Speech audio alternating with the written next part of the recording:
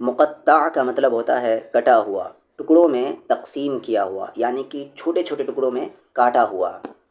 اسی ورڈ کا plural word ہے مقطعات، یعنی کہ ایسے حروف جسے چھوٹے چھوٹے ٹکڑوں میں تقسیم کر دیا گیا ہو، الگ الگ کر کے پڑھا گیا ہو۔ جیسے یہاں پر قرآن میں حروف مقطعات آتے ہیں، الف کو الف پڑھیں گے، لام کو لام پڑھیں گے، میم کو میم پڑھیں گے، کاٹ کاٹ کے پڑھا جا رہا ہے، اسی لیے ہم اسے حروف مقطعات کہتے ہیں۔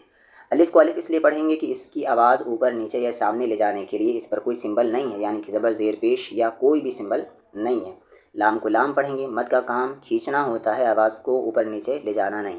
لام کو لام پڑھیں گے کھینچتے ہوئے، یہاں پر میم میں ملائیں گے، میم پہ شد ہے اس لیے غنہ ہوگا یہاں پر، تو الف لام میم۔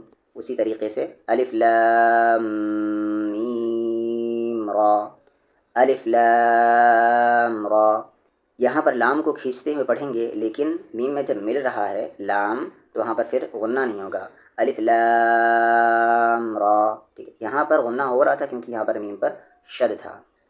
اسی طریقے سے یہاں پر دیکھ لیں طاسیم میم، سین کو کھینچتے ہوئے اس میم میں ملائیں گے اور غنہ کریں گے، یہاں پر سین نہیں پڑھنا ہے، آپ کو سیم پڑھنا ہے، طاسیم میم۔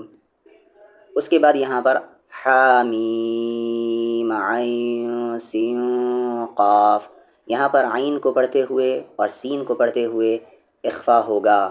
جب آپ اسے لکھیں گے الگ الگ تو وہاں پر آپ کو سمجھ میں آ جائے گا کہ نون ساکن کے بعد حروف اخفا میں سے ایک لیٹر آ رہا ہے۔ پھر اسی طریقے سے یہاں پر بھی عین کو پڑھیں گے تو آپ اخفا کریں گے، کیونکہ عین اگر آپ اس طریقے سے لکھیں گے، عین اس طریقے سے، تو پھر یہاں پر نون ساکن کے بعد یہ صاد آ رہا ہے، اس لیے اخفا ہوگا۔ پھر کیسے پڑھیں گے؟ کاف ہا یا عین صاد،